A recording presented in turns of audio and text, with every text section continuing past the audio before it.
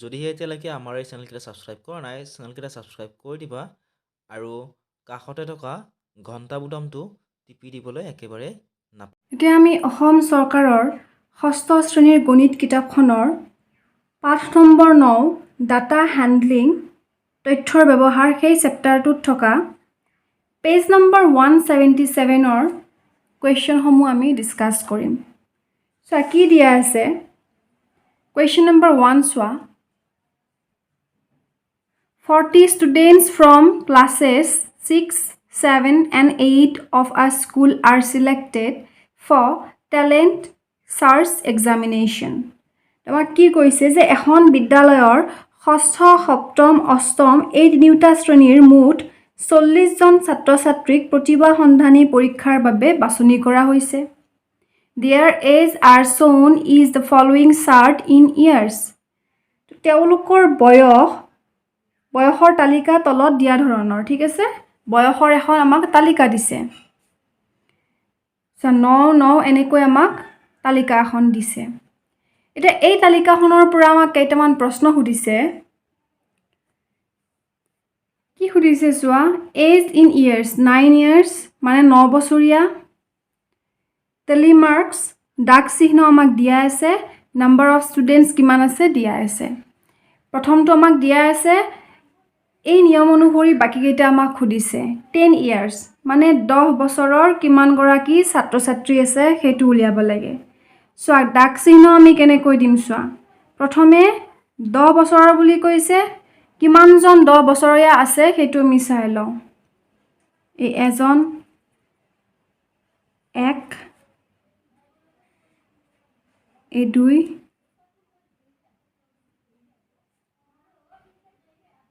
তিনি 4 5 এই 5 নম্বৰৰ লাইনে কৈ দিবা 5 তাৰ পিছত আকৌ আছে 1 2 3 4 5 1 কিমান আছে 1 2 3 4 5 পাছে পাছে 10 10 11 10 বছৰীয়া কিমান আছে 11 গৰাকী শিক্ষাৰ্থী আছে 11 বছৰীয়া কিমান আছে চোৱা 1 2 3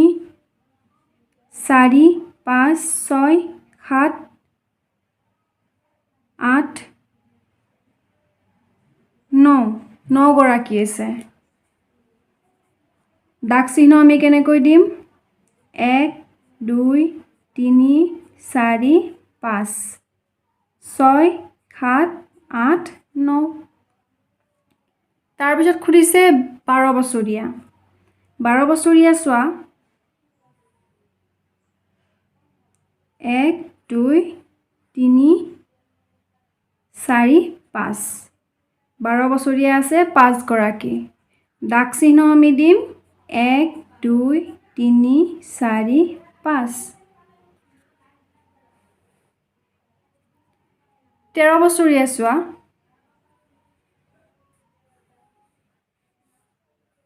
1 2 3 গৰাকী 1 2 3 এনেকৈ ডাক চিহ্ন দিব লাগে এতিয়া চোৱা ইয়াৰ ওপৰত প্ৰশ্ন আছে now give the tally marks for the student of age 10 years 11 years 12 years and 13 years also find the numbers of student in each group as age group then answer the following question তো আমাৰ তালিকাখনটো আমি সম্পূৰ্ণ কৰিলুৱে এটা কেইটামান প্ৰশ্ন দিয়া আছে এক নম্বৰ প্ৰশ্নটো চোৱা how many students are there of age less than 12 years তো আমাক খুলিছে কি যে 12 বছৰতকৈ কম বয়সৰ কিমান জন ছাত্ৰ-ছাত্ৰী আছে 12 বছৰতকৈ কম হলে কি কৰিব লাগিব 11 বছৰীয়া 10 বছৰীয়া আৰু 9 বছৰীয়া তিনিটা আমি কি কৰি দিম যোগ কৰি দিম 11 কিমান 22 22 9 কিমান হ'ব 32 হ'ব ধৰি 31 হ'ব কিমান হ'ব 31 গৰাকী শিক্ষাৰ্থী আছে 12 বছৰতকৈ কম বি নম্বৰটো কি সুধিছে How many students are there together of 9 years and 13 years of age 9 বছৰ আৰু 13 বছৰৰ মুঠ কিমান গৰাকী ছাত্ৰ ছাত্ৰী আছে 9 বছৰ আৰু 13 বছৰ So 9 বছৰীয়া কিমান গৰাকী 11 গৰাকী 13 বছৰীয়া কিমান গৰাকী 3 গৰাকী 11ৰ লগত 3 যদি আমি যোগ কৰি দিও কিমান হ'ব 14 গৰাকী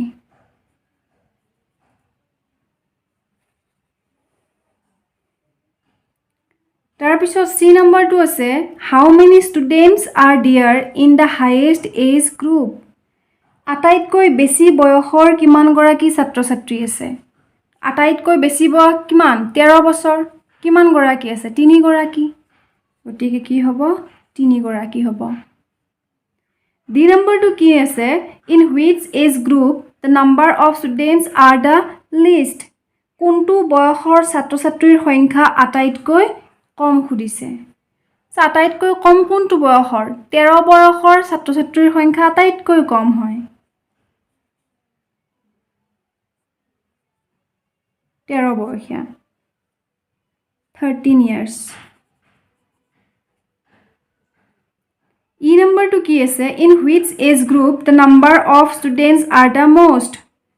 কোনটো বয়সৰ ছাত্ৰ ছাত্ৰীৰ সংখ্যা আটাইতকৈ বেছি আছে খুদিছে এতে চোৱা তালিকাখন চোৱা 9 বছৰীয়া 11 গৰাকী 10 বছৰীয়া 11 গৰাকী 11 বছৰীয়া 9 গৰাকী চোৱা সকলোতকৈ বেছি কোনটো বছৰ আছে 9 আৰু 10 বছৰৰ যদি আমি শিক্ষাৰ্থী চাও কিমান আছে বেছি আছে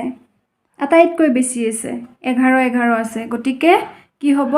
9 আৰু 10 বছৰীয়া শিক্ষাৰ্থী বেছি আছে